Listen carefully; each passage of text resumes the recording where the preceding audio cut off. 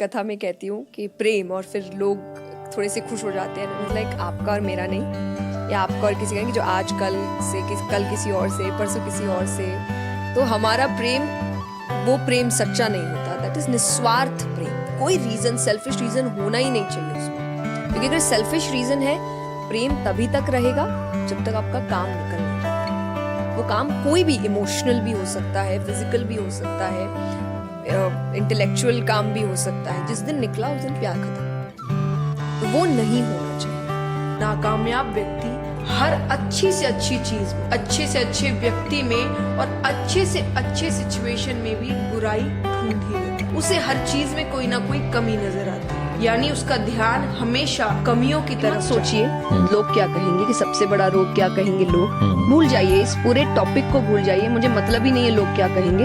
अपने हर काम में ये सोचिए वो क्या कहेंगे।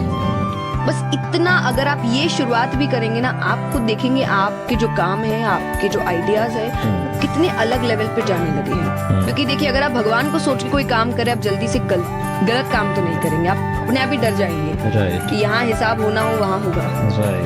एक बार शुरुआत इससे ही करिए कि वो क्या सोचेगा मेरे हर काम में। अगर आपको लग रहा है कि नहीं, उसको अच्छा लगेगा, काम करो।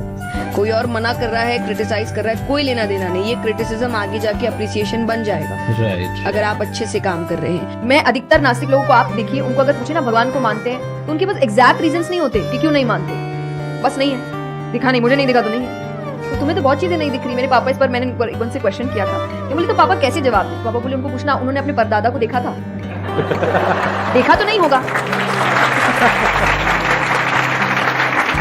सुना है, दादा से सुना है, पापा से सुना है कि थे, मैंने तो नहीं देखा। तो मैं बोल दूं वो थे ही नहीं। आपको ढूंढना पड़ेगा।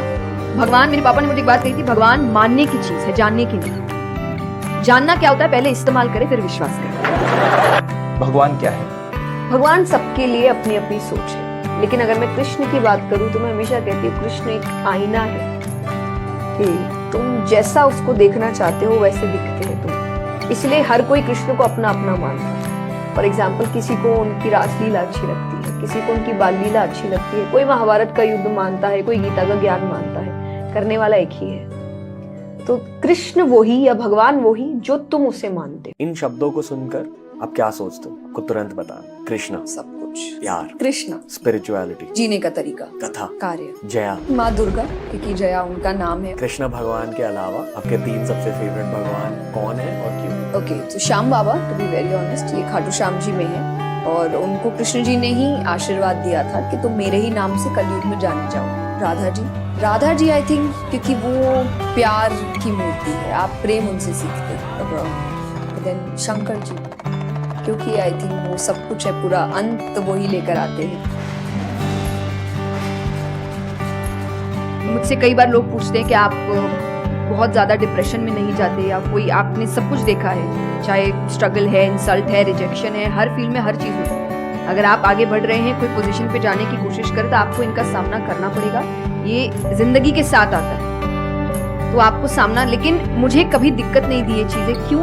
क्योंकि जो मैंने कहा, समर्पण। मुझे पता है कि एक ऐसी शक्ति ऊपर बैठी है जो मेरा बुरा नहीं चाहती। तो कई बार बुरी चीजें भी मेरी जिंदगी में हो रही है, मुझे पता है वो मेरे अच्छे के लिए है, क्योंकि वो कर रहा है। ये समर्पण, ये भक्ति, तो ये आपको हारने नहीं देगा। क्यों हारेंगे आप? क्योंकि आपको पता है ना कि वो हारने देगा नहीं। तो आप अपने आप गिरे, आप फिर उठेंगे कि नहीं भाई, अभी गिरना शायद जरूरी होगा, इसका इशारा है। इसीलिए चलो फिर उठते हैं, फिर आगे बढ़ते हैं।